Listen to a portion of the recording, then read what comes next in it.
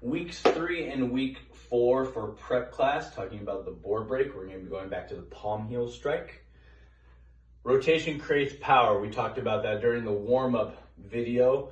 And it's true for the gross muscles as well as the more fine and detailed muscles. The biggest tip I could give to the parents as you're working with your kids at home, the hand should start facing up.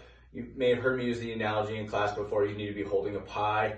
You hold the pie, you hold the pie, and then it flips at the last moment. The instinct for a lot of people, maybe consciously or subconsciously, they're worried about their fingers making contact with the board, is they come here. That's going to put me in a position to just slap the board. So just like I would lead with my knuckles on a punch and then rotate, same thing on the palm heel strike. Another common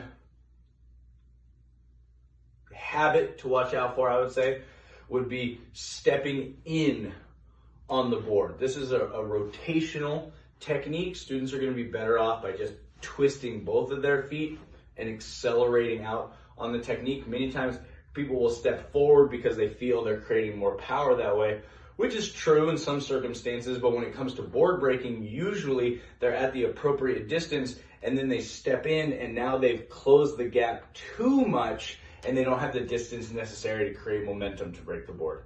So stationary feet that spin, lead with the fingers, rotate, follow through.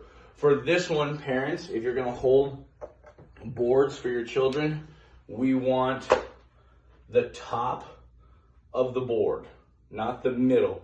What happens is if you hold the middle, they're forced to strike down there. That puts a lot of pressure on the wrist. It's not the most comfortable feeling in the world. So by having the board here, fingertips just over the top, they're making contact with the heel of their palm, right in between where your fingers are going to be. Lined up between your fingers, lined up with the crack of the board. Looking forward to seeing those board breaking videos, everyone. Have a great night.